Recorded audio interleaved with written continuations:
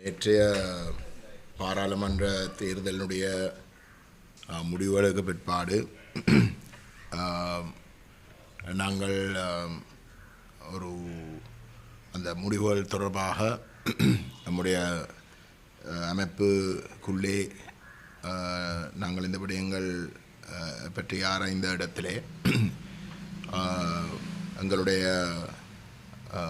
இந்த தேர்தல் முடிவுகள் தொடர்பாக எங்களுடைய கருத்துக்களை நம்முடைய மக்களோடு பகிர்ந்து கொள்வதற்கு நாங்கள் விரும்பியிருக்கிறோம். அதே போன்று இந்த முடிவுகளுக்கு பிற்பாடு நாங்கள் ஒரு அமைப்பென்ற வகையிலே நாங்கள் இவ்வகையிலே எதிர்காலத்தில் நாங்கள் செயல்பட போகின்றோம் என்ற விடயங்களையும் நம்முடைய மக்களோடும் உங்களோடும் நாங்கள் பகிர்ந்து கொள்வதற்கு விரும்பின இடத்துல தான் இன்றைக்கு நாங்கள் இந்த சந்திப்பை மேற்கொள்கிறோம். இந்த தேர்தலுடைய முடிவுகளை எடுத்து பார்க்கின்ற பொழுது நம்மை பொறுத்தவரையிலே தமிழ் மக்கள் விசேஷமாக யாழ்ப்பாணத்திலே பார்க்கின்ற பொழுது ஒரு மாற்றத்தையும் ஒரு குறிப்பிட்ட அளவுக்கு வன்னியிலையும் ஒரு மாற்றத்துக்கான ஒரு தங்களுடைய வாக்குகளை அளித்திருப்பதாக தெரிகிறது. ஆனால் அந்த தேர்தல் முடிவுகளை கொஞ்சம் ஆழமாக பார்க்கின்ற இடத்திலே யாழ்ப்பாணத்தில் தான் அந்த மாற்றம் என்ற விடயம் கூடுதலாக தென்படுற மாதிரியான ஒரு தோற்றம் இருக்கின்றதாலே அதை பற்றி குறிப்பாக நான் சொல்ல விரும்புகின்றேன். ஆனால் இந்த கருத்துகள் பொதுவாக வன்னி பிரதேசத்துக்கும் பொருத்தமாக இருக்கும். யாழ்ப்பாணத்தை பொறுத்தவரையிலே மக்கள் வாக்களித்த முறையை எடுத்து பார்த்தால் இன்றைக்கு தேசிய மக்கள் சக்திக்கு யாழ்ப்பாணத்திலே தெரிவு செய்யப்படக்கூடிய 6 ஆசனங்களில் 3 ஆசனங்கள் கிடைத்திருந்த சூழலிலேயும் அவர்களுக்கு கிடைத்த வாக்குகளை அடிப்படையாக ஆய்வு செய்தால் உண்மையிலே கடந்த காலங்களிலே நடைபெற்ற தேர்தல்களிலே விசேஷமாக 2020ஆம் ஆண்டு நடைபெற்ற தேர்தலோடு ஒப்புடைக்க தமிழ் தேசிய வாக்குகளால் தேசிய மக்கள் சக்தி அந்த வெற்றியை இல்லாட்டி அந்த 3 ஆசனங்களை அடைந்ததாக சொல்ல முடியாது. எம்மை பொறுத்தவரையிலே 2020ஆம் ஆண்டு நடைபெற்ற தேர்தலிலே EPDP அமைப்புக்கும் ஸ்ரீலங்கா சுதந்திர கட்சி யாழ்ப்பாணத்திலே அங்கஜன் ராமநாதன் அவர்களுடைய தலைமையிலே போட்டியிட்ட பொழுது கிடைத்த வாக்குகளுக்கும் விட குறைவான வாக்குகளை பெற்று இன்றைக்கு 3 ஆசனங்களை தேசிய மக்கள் சக்தி பெற்றிருக்கின்றது. போன முறை டக்ளஸ் தேவானந்தாவுக்கும் அங்கஜன் ராமநாதனுக்கும் சேர்ந்து கிடைச்ச வாக்குகளை எடுத்து பார்த்தால் இந்த முறை 3 ஆசனங்களை பெற்ற தேசிய மக்கள் சக்திக்கும் விட கூடுதலான வாக்குகள் கிட்டத்தட்ட 15,000 வாக்குகளுக்கும் விட கூடுதலாக பெற்று 2 ஆசனங்களை அவர்கள் பெற்றவை. தமிழ் தேசிய வாக்குகள் என்று பார்க்கின்ற பொழுது போன முறை கிடைத்த வாக்குகளுக்கு சற்று குறைவாகத்தான் இந்த முறை தமிழ் மக்கள் வாக்களித்திருக்கின்றார்கள். அதுக்கு பிரதான காரணம் அந்த வாக்குகளில் கணிசமான வாக்குகள்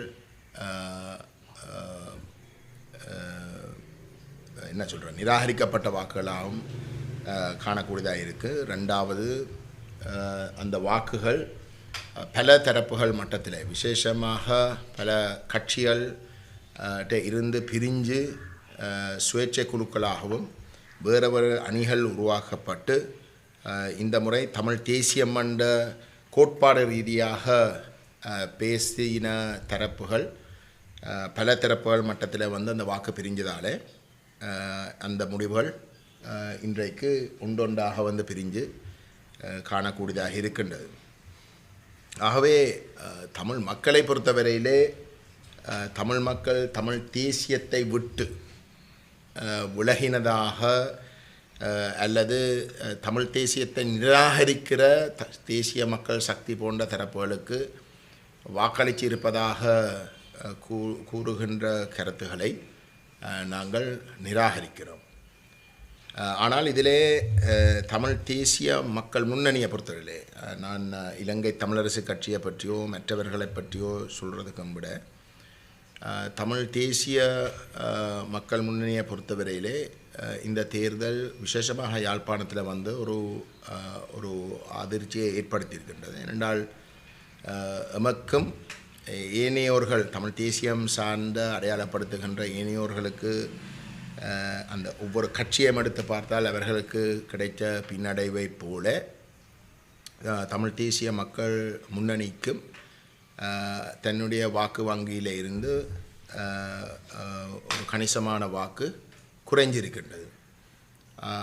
அதுதான் எங்களுக்கு ஒரு அதிர்ச்சியாக இருந்தது. ஏனென்றால் எம்மை பொறுத்தவரையிலே கடந்த 5 வருடங்களிலே மீது முன்வைக்கப்பட்ட குற்றச்சாட்டுகள் வந்து பிரதானமாக நாங்கள் மற்ற தரப்புகளோடு சேராமல் செயல்பட்டதை தவிர அணுகுமுறை சார்ந்த குற்றச்சாட்டுகளை தவிர கொள்கை ரீதியான எந்த விதமான குற்றச்சாட்டுகளும் நமக்கு எதிராக முன்வைச்சதாக இல்லை. ரெண்டாவது நாங்கள் இறுக்கம் என்றொரு நிலைப்பாட்டைத்தான் கூடுதலாக மீது அந்த விமர்சனங்களாக இருந்தது. ஆனால் எங்களுடைய செயல்பாட்டு ரீதியாக எங்களுடைய உறுப்பினர்களுடைய பங்களிப்பு மக்கள் பாதிக்கப்படுகின்ற இடத்துல வந்து அவர்கள் அந்த மக்கள் வீதியில் இறங்கி போராடுகின்ற பொழுது அதில் எங்களுடைய பங்களிப்பு மக்கள் சிலவழில் வந்து தாங்கள் நேரடியாக பங்களிக்க முடியாத இல்லாட்டி ஈடுபட முடியாத இடங்களிலே நாங்கள் நேரடியாக அவர்களுக்காக ஈடுபட்டு அதால் வந்து நாங்கள் கணிசமாக பாதிக்கப்பட்டும் இருக்கின்றோம். அப்படியான நீண்ட பட்டியல் நாங்கள் முன்வைக்கலாம் எங்களுடைய செயல்பாட்டு ரீதியான எங்களுடைய பங்களிப்பை பற்றி.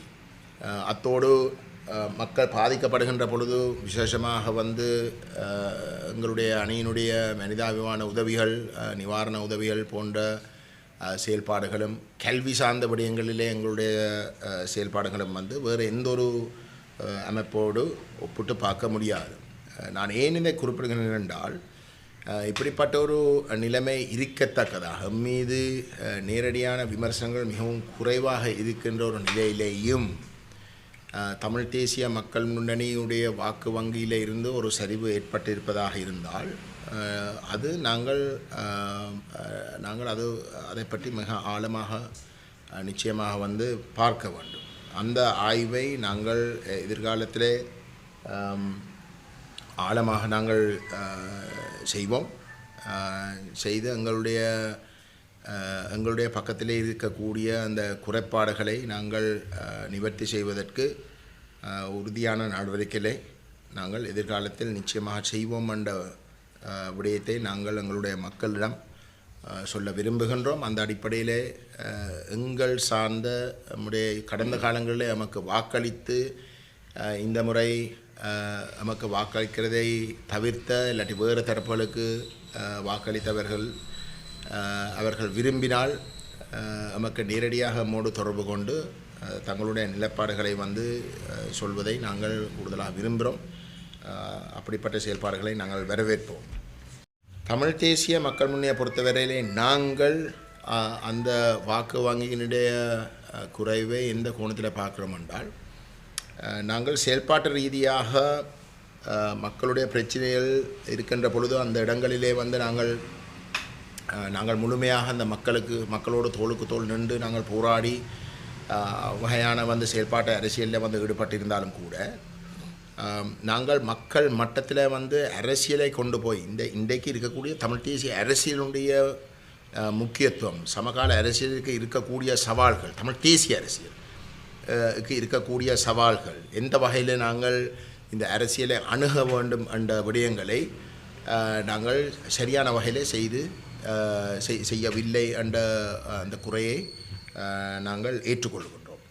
எம்மை பொறுத்தவரையிலே அந்த அரசியலை மக்கள்கிட்ட கொண்டு போகிற மக்களை அரசியல் மயமாக்குற வேலை திட்டத்திலே கணிசமான ஒரு ஒரு என்ன சொல்கிற கணிசமான ஒரு வெற்றிடம் உண்டு எங்களுடைய பக்கத்திலிருந்து ஏற்படுத்தப்பட்டிருக்கின்றது. ஏனென்றால் தமிழ் தேசிய அரசியல் மீது மக்களுக்கு இயல்பாகவே அந்த தமிழ் தேசிய அரசியலை தலைமை வகித்த தரப்புகளுடைய செயல்பாட்டால் கணிசமான விமர்சனங்கள் இருந்தன்ற எல்லோருக்கும் தெரிஞ்ச விடயம். அது கோட்பாட்டு ரீதியாக அவர்களுடைய கொள்கையிலே விமர்சனங்கள் இருந்தால் அதுக்கு மேலாக அந்த அமைப்புகளுக்குள்ளே இருக்கக்கூடிய பிரச்சனைகளாலேயும் கணிசமான விமர்சனங்கள் இருந்த இடத்துல அந்த அதிருப்தி ஒரு ஒரு வெறுப்பை நோக்கி போகின்ற பொழுது அது ஒரு கடுமையான முடிவுகளை எடுக்கக்கூடிய ஒரு சந்தர்ப்பங்களையும் கூட்டித்தான் வைக்கும். ஆகவே அந்த அதை வெற்றிடமாக மாற்றாமல் நாங்கள் அதை ஏதோ ஒரு வகையில் அந்த மக்களை கேப்சர் பண்ணி நாங்கள் ஒரு சரியான பாதைக்குள்ளே கொண்டு போகிறதுக்குரிய அரசியலை நாங்கள் தான் செய்திருக்கோம். அதை நாங்கள் செய்திருப்பது போதாது, இல்லாட்டி நாங்கள் அதில் தவறுகளை செய்திருக்கிறோம் என்றது தான் எங்களுடைய இப்போதைய நாங்கள் இந்த விடயங்கள் சம்பந்தமாக ஆராய்ந்த பொழுது நம்முடைய மனதுக்கு வருகின்ற விடயமாக இருக்கின்றது. அதை நிச்சயமாக நாங்கள் எதிர்காலத்தில் நிவர்த்தி செய்வோம். அதுக்கு மேலதிகமாக நான் ஏற்கனவே குறிப்பிட்டதை போல நம்முடைய மக்கள் மீது விமர்சனங்களை வைத்திருப்பதாக இருந்தால் அவர்கள் நேரடியாக எங்களுக்கு அந்த விமர்சனங்களை எங்களுக்கு முன்வைக்கலாம். நாங்கள் அதை கருத்தில் எடுத்து நாங்கள் எங்களுடைய பாதைகளில் மாற்றங்களை ஏற்படுவதற்கு தயாராக இருக்கின்றோம். தேசியம் சார்ந்த அரசியலுக்கும் எங்களுடைய கொள்கை சார்ந்த தமிழ் மக்களுடைய இருப்பு சார்ந்த விடயங்களுக்கும் எதிர்காலம் ஒரு மிகவும் சவாலுக்குரிய ஒரு காலமாகத்தான் நாங்கள் பார்க்கின்றோம். விசேஷமாக இந்த வரப்போகிற 5 வருஷத்தில் மிக முக்கியமாக முதலாவது வருஷம் எங்களுடைய கணிப்பின்படி இந்த தேர்தல் முடிவுகளுக்கு பிற்பாடும் திரு ஜேவிபியினுடைய செயலாளர் டில்வின் சில்வா அவர்கள் இன்றைக்கு நான் பத்திரிகைகள் ஊடாக அறிஞ்சினான். அவர் வடக்கிலே அவர்களுக்கு 3 ஆசனங்களும் யாழ்ப்பாணத்தில் வன்னியில் 2 ஆசனங்களும் பெற்றதை இனவாதத்தை தமிழ் மக்கள் வடக்கு மக்கள் நிராகரிச்சிருக்கிறார்கள் என்ற ஒரு கருத்தை சொல்லியிருக்கிறார். அந்த கருத்திலேயே தமிழ் மக்களுக்கு இருக்கக்கூடிய ஆபத்துகள் மிக தெளிவாக அம்பலமாகின்றது. தமிழ் தேசிய அரசியல் தமிழ் மக்களுடைய உரிமை சார்ந்த நிலைப்பாடு ஒரு சட்டத்தின் அடிப்படையிலேயும் நீதியின் அடிப்படையிலேயும் கடந்த 75 வருஷங்களுக்கு மேலாக மிகவும் அமைதியான முறைமையிலே தமிழ் மக்கள் அதை முன்வச்சிருக்கின்ற ஒரு இடத்துல மிகவும் நீதியான வகையில் அந்த நிலைப்பாட்டுக்கு ஜனநாயக ரீதியாக தொடர்ச்சியாக ஒரு ஆணையை வழங்கி வந்திருக்கின்ற ஒரு நிலையிலே அந்த ஆணையை கொச்சைப்படுத்துகின்ற வகையிலே அது இனவாதம் என்று சொல்லி உண்மையிலே தமிழ் மக்களுடைய தேசிய நிலைப்பாடு சிங்கள பௌத்த பேரினவாதத்துக்கும் இனவாதத்துக்கும் எதிராக தலை தூக்கின ஒரு நிலைப்பாட்டை தவிர தமிழ் மக்கள் சிங்கள மக்களோடு எந்த இடத்திலையும் வாழ முடியாது, இல்லாட்டி அவர்களை நாங்கள் நிராகரிக்கிற வகையில் செயல்பட்டதாக இல்லை. ஆகவே அந்த தமிழ் தேசிய நிலைப்பாட்டை ஒரு இனவாதமாக கொச்சைப்படுத்தி இன்றைக்கு வெறுமனே இந்த இருக்கிற தேர்தல் மூலமேலே இருக்கக்கூடிய ஒரு சில விதிமுறைகளாலே அவர்கள் இந்த முறை எண்ணிக்கையில் கொஞ்சம் கூடுதலான ஆசனங்களை பெற்றிருப்பதை வச்சுக்கொண்டு ஒட்டுமொத்த தமிழ் தேசிய நிலைப்பாட்டையே நிராகரிக்கிறதுக்கென்று சொல்லுகின்ற கருத்துகள் எந்தளவு தூரத்துக்கு தமிழ் தேசிய அரசியலுக்கு ஒரு கேள்வியை உட்படுத்த போகின்றது என்று எங்களோட மக்கள் உணர வேண்டும். என்னடா அது மிக முக்கியம். அந்த வகையில் தான் நாங்கள் இந்த தேர்தல் காலத்திலேயும் நாங்கள் எங்களுடைய மக்களுக்கு தொடர்ச்சியாக சொன்ன விடயம், இந்த அரசாங்கம் தேசிய மக்கள் சக்தி அரசாங்கம் தேர்தல் முடிஞ்ச கையோடு ஒரு ஏக்கிய ராஜ்ய ஒற்றையாட்சி இடைக்கால அறிக்கை 2015 19 வரைக்கும் தயாரிக்கப்பட்ட ஒரு நிலையிலே அதை பாராளுமன்றத்தில் நிறைவேற்றுவதற்கு நடவடிக்கை எடுப்பினோம். நாங்கள் உண்மையிலே போட்ட கணக்கு தேசிய மக்கள் சக்திக்கு வடகிழக்கிலே ஆசனங்கள் எதுவும் கிடைக்காது, இல்லாட்டி கிடைச்சாலும் அது வெறுமனே ஒன்று இல்லாட்டி 2 ஆசனங்களாக மட்டும்தான் அமையும். அப்படிப்பட்ட ஒரு சூழலில் தமிழ் தேசிய நிலப்பாட்டோடு இருக்கக்கூடிய தரப்புகள், விசேஷமாக தமிழ் தேசிய மக்கள் முன்னணி ஒரு அறுதி பெரும்பான்மை பெறுகின்ற இடத்திலே நாங்கள் அந்த ஒற்றையாட்சிக்குரிய ஐக்கிய ராஜ்ய இடைக்கால அறிக்கையை நிராகரித்து எங்களுடைய மக்களுடைய ஆணையை காட்டி நாங்கள் ஒரு சரியான தமிழ் மக்கள் ஏற்றுக்கொள்ள, தமிழ் மக்களுடைய அரசியல் அபிலாஷைகள் பூர்த்தி செய்யக்கூடிய ஒரு அரசியலமைப்புக்கு கடுமையான அழுத்தங்களை கொடுப்போம் என்ற கருத்தைத்தான் நாங்கள் சொல்லியிருந்தோம். எதிர்காலத்தில் தமிழ் தேசிய மக்கள் முன்னணிக்கு அந்த ஆணை வழங்காவிட்டாலும் தமிழ் மக்களுக்கு வாக்குகள் விழுந்த முறைமையை எடுத்து பார்த்தால் தமிழ் மக்கள் தொடர்ந்தும் தமிழ் தேசியத்தோடு உறுதியாகத்தான் இருந்திருக்கிறார்கள். அவர்கள் எந்த ஒரு இடத்திலையும் அந்த நிலைப்பாட்டில் இருந்து விலகவில்லை என்றது நிரூபிக்கப்பட்டிருக்கின்ற ஒரு சூழலிலே அந்த தேசிய மக்கள் சக்தி கொண்டு வர விரும்புகின்ற ஒற்றையாட்சிக்குரிய ஐக்கிய ராஜ்ய அரசியலமைப்பை எதிர்த்து நாங்கள் ஒரு அழுத்தங்களை ஏற்படுத்தி தேசிய மக்கள் சக்தியை தமிழ் மக்களுடைய தமிழ் தேசிய நிலைப்பாட்டை அங்கீகரிக்கின்ற, தமிழ் தேசம் அங்கீகரிக்கின்ற, தமிழ் தேசத்துடைய சுயநிர்ணய உரிமையின் அடிப்படையிலே உருவாக்கப்படுகின்ற ஒரு சமஷ்டி தீர்வை எட்டுவதற்கான ஒரு ஜனநாயக ரீதியான போராட்டங்களாக இருக்கலாம், அழுத்தங்களை கொடுக்கறதுக்குரிய பல தளங்களாக இருக்கலாம். அது அனைத்தையும் உருவாக்குவதற்கு நாங்கள் செயல்பாடுகளை முன்னெடுக்க இருக்கின்றோம்.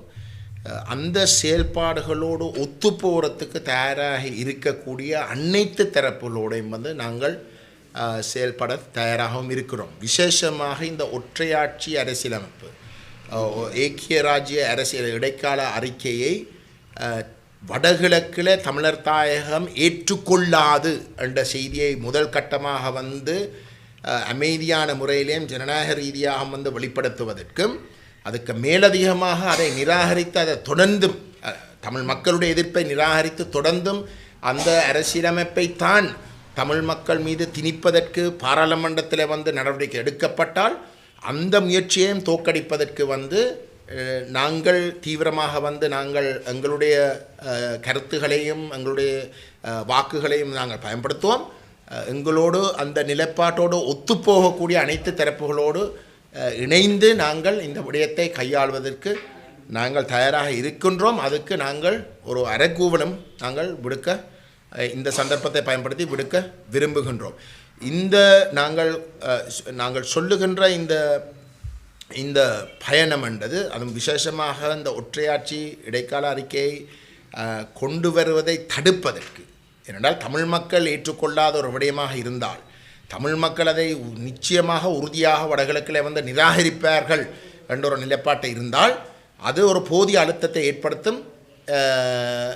தேசிய மக்கள் சக்தியுடைய அரசாங்கம் அந்த பாதையை கைவிட்டு, அந்த ஐக்கிய ராஜ்ய இடைக்கால அறிக்கையை கைவிட்டு ஒரு முழுமையாக நேர்மையாக ஒரு சமஷ்டி ஆட்சி முறையை ஏற்படுத்தக்கூடிய தமிழ் தேசம் அங்கீகரிக்கின்ற ஒரு ஒரு ஒரு அரசியலமைப்பை உருவாக்குறதுக்குரிய ஒரு என்ன சொல்கிற ஒரு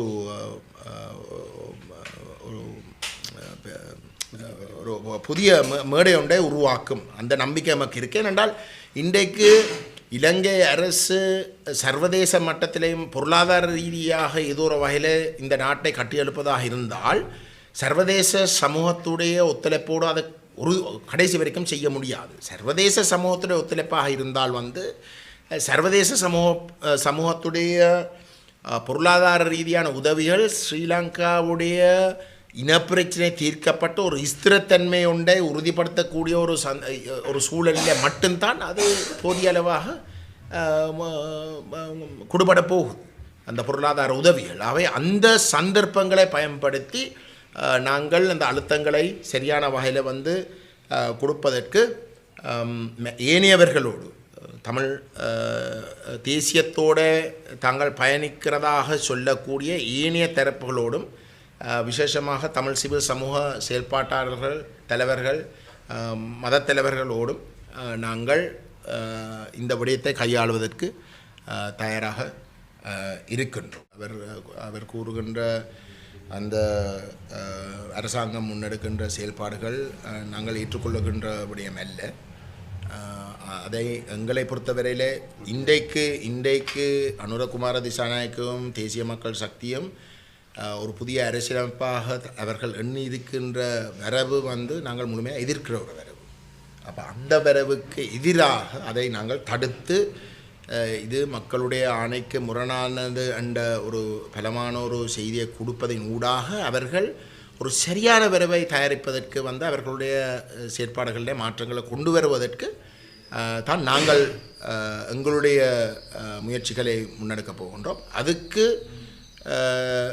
தமிழரசு கட்சியாக இருக்கலாம், ஏனைய தமிழ் கட்சிகளாக இருக்கலாம், பாராளுமன்றத்துக்கு வெளியிலே இருக்கக்கூடிய தமிழ் கட்சிகளாக இருக்கலாம், சிவில் சமூக செயல்பாட்டாளர்கள் அனைவரையும் நாங்கள் ஒன்றிணைத்து நாங்கள் அந்த விடயங்களை முன்னுக்கு கொண்டு போவதற்கு நாங்கள் தயாராக இருக்கின்றோம். இந்த பாராளுமன்ற தேர்தலிலே வாக்குவங்கிகளில் ஏற்பட்டிருக்கிற மாற்றத்திற்கு பணப்புழக்கம் ஒரு காரணமாக பார்க்கிறீர்கள். அதிகளவான பணப்புழக்கம் இந்த பாராளுமன்றத்திலே ஈடுபடுத்தப்பட்டிருக்கிறது.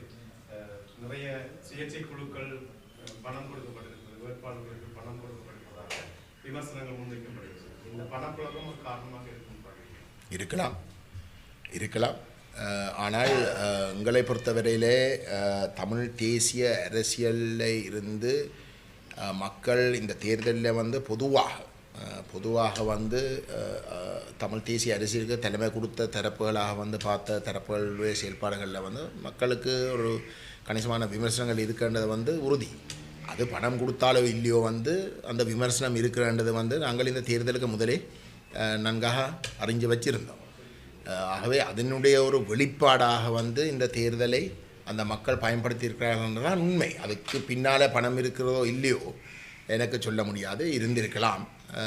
ஆனால் மக்கள் அதை வெளிப்படுத்துறதுக்கு ஒரு சந்தர்ப்பத்தை தேடுற இடத்துல அந்த சந்தர்ப்பத்தை அவர்கள் சரியென்றப்பட்ட சந்தர்ப்பத்தை பயன்படுத்தியிருக்கிறார்கள். நான் இங்கே சொல்ல வருகின்ற விடயம் என்னென்றால் அந்த மக்களுடைய அந்த எதிர்ப்பில் நாங்களும் கணிசமாக அதால் பாதிக்கப்பட்டிருக்கின்றோம். ஆகவே எங்கட பக்கத்தில் இருக்கக்கூடிய குறைபாடுகள் என்ன? இப்போ நாங்கள் உண்மையிலே நம்புகிறோம் நாங்கள் நம்முடைய மக்களுக்கு இருக்கக்கூடிய தமிழ் தேசிய அரசியலுக்கு தலைமை வகித்தவர்கள் மீது இருக்கக்கூடிய விமர்சனங்கள் எங்களை சாராதன்றது தான் நாங்கள் உண்மையிலே நம்புகிறோம். அப்படிங்க தானே. ஆனாலும் அவர்கள் எடுத்த முடிவு நாங்களும் அதால் பாதிக்கப்பட்டிருக்கின்றோம். அப்போ அப்படியாக இருந்தால் நாங்கள் இங்கே ஒரு அமைப்பாக நாங்கள் இங்கே தவறு விட்டுருக்கிறோம்டா நாங்கள் எங்களோட அரசியலை எங்களோட மக்களிடம் கொண்டு போக தவறி இருக்கிறோம். அந்த விமர்சனத்தை நாங்கள் ஏற்றுக்கொள்கின்றோம். நாங்கள் நம்முடைய அமைப்பு கூடுதலாக ஒரு ஒரு ஒரு பலமான ஒரு தரப்பாக கடந்த தேர்தலில் யாழ்ப்பாணத்தில் தான் நாங்கள் உருவம் பெற்றிருந்த இடத்துல அந்த இடத்துல தான் கூடுதலான அடியும் விழுந்திருக்கு எங்களோட பார்வையில். ஆகவே அதை நிவர்த்தி செய்கிறதுக்கு நாங்கள் நிச்சயமாக செயல்பட போகின்றோம். அதில் மாற்று கருத்து இருக்க முடியாது. ஆனால் அதை தாண்டி இப்போ நான் இன்றைக்கு சொல்கிறேன் நாங்கள் அந்த எங்களோட அரசியலை சரியாக அந்த வெற்றிடம் உருவாக எங்களோட அரசியலை நாங்கள் மக்கள்கிட்ட கொண்டு போகிறதுக்கு தவறு இருக்கிறோம்னு தான் நாங்கள் சொல்கிறோம். அப்படி இல்லாமல் வேறு விதமாக விமர்சனங்கள் இருக்கிறதா இருந்தால்தான் நான் சொல்கிறேன் மக்கள் எங்களிடம் அந்த விமர்சனங்களை முன்வைக்கணும். அதை நாங்கள் நிச்சயமாக பரிசீலித்து எங்களுடைய செயல்பாடுகளில் போதிய அளவு மாற்றங்களை செய்கிறதுக்கும் நாங்கள் தயாராக இருக்கிறோம்னு நான் சொல்ல விரும்புகிறேன். கடந்த நாடாளுமன்ற தேர்தலில் சுயேட்சைகளுக்களாக போட்டியிட்டவர்கள் அதில் குறிப்பாக சொல்ல போனால் தமிழர் சம உரிமை இயக்கம் அவர்கள் மேலே தமிழ் தேசியத்தின்பால் அதிக நாட்டமுள்ளவர்கள் என்று நீங்கள் அறிந்திருப்பீர்கள். அவர்கள் கூட தங்களுடைய அந்த தேர்தல் விஞ்ஞாபன வெளியீட்டின் பொழுது அவர்கள் வெளிப்படையாகவே சொன்னார்கள், தாங்கள் இவ்வாறு தனித்து போட்டியிடுவதற்கு காரணம் அந்த தமிழ் தேசிய கட்சிகள் ஏனைய கட்சிகள் மீது தாங்கள் கொண்டிருக்கின்ற வெறுப்பு தான் விரக்தி தான் காரணம். இதை நீங்கள் பார்ப்பார்கள். அவர்கள் சம உரிமை இயக்கம் எங்களுடைய பங்காளிகளாக 2018 உள்ளூராட்சி சபை தேர்தலில் போட்டியிட்டது தான் நின்ற ஞாபகத்தின்படி அப்படித்தான் அமைந்தது. போட்டியிட்ட அடுத்த நிமிஷமே அந்த அமைப்பில் இருந்து தெரிவு செய்யப்பட்ட இல்லை நாங்கள் நியமித்த பல உறுப்பினர்கள் ஒன்றாக வேலை செய்கிறதுக்கு எங்களோட முன்வரவில்லை. அதில் ஒரு உறுப்பினர் மட்டும்தான் கொஞ்சமாவது வந்து எங்களோட தொடர்ந்தும் வேலை செய்து அவர் தொடர்ந்தும் எங்களுடைய அமைப்பில் வந்து தொடர்ந்தும் இருக்கிற அது மட்டும் இல்லாமல் வந்து அவர் ஒரு வேட்பாளராகவும் இருந்திருக்கிறார். எங்களை பொறுத்தவரையிலே எங்களுக்கு வேறு எந்த ஒரு அமைப்போடையும் வந்து கொள்கை சார்ந்த விடயங்களில் மட்டும்தான் நாங்கள் பிரச்சனை வாரதாக இருந்தால் நாங்கள் வந்து செயல்படுறதையும் வந்து நாங்கள் தவிர்த்து கொள்கிறோம். அந்த கொள்கை என்று சொல்லுகின்ற பொழுது வந்து அது தமிழ் தேசிய நிலைப்பாடு. தமிழ் தேசிய நிலைப்பாட்டில் வந்து நாங்கள் சமூக ரீதியாக மத ரீதியாக எவருக்கும் எதிராக வந்து நாங்கள் வேலை செய்கிறது தவிர்க்க வேணும். நாங்கள் அப்படி அந்த கோணத்தில் வந்து நாங்கள் வேலை செய்ய தயாரில்லை என்ற ஒரு நிலைப்பாட்டை வச்சுருக்கிறோம். ஏனென்றால் எங்களோட தேசத்தில் வந்து பல மதத்தவர்கள் இருக்கிறார்கள். அதே போன்று வந்து சமூக மட்டத்திலே வந்து பல வேறுபாடுகள் இருக்கின்றது. அந்த வேறுபாடுகள் பாரிய பிரச்சனைகளை ஏற்படுத்தியிருக்கின்றது. கணிசமான மக்கள் பாதிப்புகளை இன்றைக்கும் முகம் கொடுத்து கொண்டு இருக்கிறார்கள். ஆகவே அதுகளை மதிக்காமல் அந்த பிரச்சனைகளுக்கு வந்து இன்னும் என்ன சொல்கிற தீனி போடுற வகையில் வந்து செயல்படுவதை நாங்கள் ஒருபோதும் ஏற்க முடியாது. அனைவருக்கும் வந்து தமிழ் தேசத்தில் வந்து ஒரு இடம் இருக்குது. இன்றைக்கு தமிழன்னு சொன்னால் வந்து அது யாராக இருந்தாலும் துரதிர்ஷ்டவசமாக வந்து தமிழ் தேசிய நிலைப்பாட்டை நிராகரிக்கிறவர்களுக்கும் வந்து இந்த தேசம் அவர்களுக்கும் தான் சொந்தம். அவ்வளோங்க சொல்கிறேன். ஆகவே அவர்களுக்கு வந்து நாங்கள் அவர்களை வந்து முற்றிலும் வந்து இந்த இடத்துக்களை இருந்து அப்புறப்படுத்துகிற அல்ல நோக்கம். அவர்களுடைய சித்தாந்த ரீதியான தவறை வந்து நம்முடைய மக்களுக்கு சுட்டி காட்டுறதுல வந்து எங்களுக்கு ஒரு கடமை இருக்கே தவிர அதுக்காக வந்து அவர்களுக்கு இந்த இடத்துல வந்து இடம் இல்லை என்ற கோணத்தில் வந்து செயல்படுறதோ இல்லாட்டி வந்து அவர்கள் இந்த இடத்துக்கு உரித்தானவர்கள் அல்ல என்று செயல்படுறதோ எங்களுடைய கொள்கை அல்ல. ஆகவே இந்த நிலைப்பாடுகளில் வந்து யாரும் மீறினா எங்களுடைய அமைப்போடு வந்து தொடர்ந்தும் பயணிக்க முடியாது. ஆனால் அப்படி பயணிக்காமல் வந்து சிறுவர்கள் அவர்களாகவே வந்து தங்களுக்கு இந்த எங்களுடைய கொள்கையில் வந்து இடமில்லை என்ற பட்டு அவர்கள் பிரிஞ்சு சென்றால் அதுக்கு நாங்கள் ஒன்றும் செய்யலாம். ஆனால் நான் மீண்டும் சொல்கிறேன், எங்களுடைய பிரதான நீரோட்டம் வந்து அரசியல். அந்த வகையில் நாங்கள் அரசியல் நிலைப்பாட்டை எங்களுடைய தேச நிலைப்பாட்டை நாங்கள் தொடர்ச்சியாக அதைத்தான் முதன்மைப்படுத்தி நாங்கள் போட்டியிருக்கிறோம். ஆனால் தேசம் என்று சொல்கிற இடத்துல வந்து அந்த தேசத்துக்குள்ளே எங்கள் வீட்டுக்குள்ளே வந்து கணிசமான பிரச்சனை இருக்குது. அந்த பிரச்சனையில் இன்னும் பெருசப்படுத்துகிற வகையில் வந்து நாங்கள் எந்த ஒரு இடத்துலையும் வந்து அனுமதிக்க போகிறது இல்லை. அந்த பிரச்சனையில் அந்த வேறுபாடுகளை இந்த அளவுக்கு குறைச்சி நாங்கள் ஒரு நல்லிணக்கத்தை வந்து நம்முடைய மக்கள் மட்டத்திலேயும் இருக்கிற பாதிப்புகளை வந்து நிவர்த்தி செய்து நாங்கள் ஒரு நிலைமை உருவாக்கணும்னு தான் நாங்கள் பார்க்கலாமே தவிர இன்னும் கோபங்களை வந்து அதிகரிக்கிற வகையில் வந்து நிலப்பாடுகளை வந்து முன்வைக்கிறதை வந்து நாங்கள் ஏற்கப் போவதில்லை. தேசிய நிலைப்பாடு எங்களுடைய அரசியல் நிலைப்பாடு சிங்கள தேசத்தோடு இருக்கக்கூடிய பிரச்சனையை முன்னிலைப்படுத்துகிற இடத்துல அதில் வந்து இணங்கினாலும் வந்து மற்ற விஷயங்களில் வந்து பிரச்சனைப்பட்டாலும் வந்து நாங்கள் ஏற்க முடியாத ஒரு இடம். என்னென்னா தமிழ் தேசம்ண்டா சிங்கள தேசம் எங்களை அழிக்குதோ இன அழிப்பு செய்யுது. ஆனால் தமிழ் தேசத்தில் அழிவுக்கு வந்து நாங்கள் உள்ளேயும் வந்து நாங்கள் கணிசமான பிரச்சனை உருவாக்கலாம். அதுவும் நாங்கள் பார்க்க வேணும். இந்த ரெண்டுலேயும் ஒத்து போகக்கூடிய வகையில் வந்து விஷயங்கள் இருந்தால் நாங்கள் அரவணைச்சு போகிறதுக்கு எங்களுக்கு எந்த விதமான தயக்கமும் கிடையாது. கடந்த காலங்களில் வந்து நீங்கள் பார்த்துனீங்களா இருந்தால் நாங்கள் இப்போ ஒரு சிலர் வந்து விமர்சிக்க பார்க்கிறோம் வந்து நாங்கள் வேறு ஒருத்தரோடைய வந்து நாங்கள் இணைஞ்ச போகிறது கிடையாது. இவை ஒரு தனி ஓட்டம், இவை ஆக இருக்கம் என்ற ஒரு விமர்சனம் பொதுவாக வந்து சொல்லப்படுறது. ஆனால் தமிழ் தேசிய மக்கள் முன்னே வந்து தமிழ் மக்கள் பேரவையிൻ്റെ ஒரு மிக முக்கியமான ஒரு பங்காளியாக இருந்தது. நாங்கள் அந்த தமிழ் மக்கள் பேரவையிൻ്റെ தீர்வு திட்டத்தை தயாரிக்கிறதுல வந்து பிரதான பங்காற்றினோம். அது எல்லோருக்கும் தெரியும். நாங்கள் ஏற்றுக்கொள்ளக்கூடிய வகையில் அந்த தீர்வு திட்டம் அமைந்ததால் வந்து நாங்கள் தொடர்ந்தும் இன்றைக்கு வரைக்கும் இந்த தேர்தலில் கூட அந்த தமிழ் மக்கள் பேரவை மக்கள் பேரவையால் தயாரிக்கப்பட்ட தீர்வு திட்டத்தை தான் நாங்கள் இந்த முறை தேர்தலில் வந்து எங்களுடைய தீர்வு திட்டமாக வந்து முன்வச்சிருக்கிறோம். ஆகவே நாங்கள் சேர்ந்து பயணிக்கிறதுக்கு தயார். எந்த ஒரு இடத்துலையும் வந்து நாங்கள் சேராமல் வந்து ஒரு தனியோட்டம் மட்டும்தான் எங்களுக்கு மட்டும்தான் இடம் வந்து எந்த ஒரு இடத்துலையும் வந்து குறுநாக இல்லை. ஆனால் ஒரு முடிவை எடுத்ததுக்கு பிறகு அந்த முடிவை நிராகரித்து ஒரு தரபட்சமாக வந்து நிராகரித்து அந்த முடிவுக்கு விசுவாசமாக செயல்படாமல் அந்த கூட்டு முயற்சிக்கு செயல்படாமல் மற்றவர்கள் வந்து என்ன சொல்கிறோம் அதுக்கு தீமை வருகின்ற வகையில் வந்து செயல்படுறது நாங்கள் தொடர்ந்து பயணிக்கலாம். நாங்கள் இந்த தீர்வு திட்டங்களை தயாரிக்க வந்து ஒரு விளையாட்டுக்கு இல்லை. நாங்கள் ஒரு தீர்வு திட்டத்தை தயாரிக்கிறோம்னா மாதக்கணக்கில் வந்து நின்று கஷ்டப்பட்டு மெட்ட உதாரணங்கள் எல்லாம் படித்து எழுத்தில் வந்து போடுறமாக இருந்தால் அது நின்று பிடிக்க வேணும். அது தொடர்ந்து வந்து தீவிரமாக வந்து மக்களால் வந்து ஒரு தீர்வை அடையக்கூடிய ஒரு சூழலை ஏற்படுத்துவதற்காக தான் நாங்கள் அந்த அந்த அந்த முயற்சியை மேற்கொள்கிறோம். ஆகவே அதையெல்லாம் செய்ததுக்கு பிறகு வந்து அது தங்களுக்கு விருப்பம் இல்லை என்று ஒரு தலைபட்சமாக வந்து முடிவெடுத்து செயல்படுற தரப்புகளோடு நாங்கள் மீண்டும் எதிர்காலத்தில் வந்து செயல்படுவது தொடர்பாக வந்து நாங்கள் யோசிக்கணும்.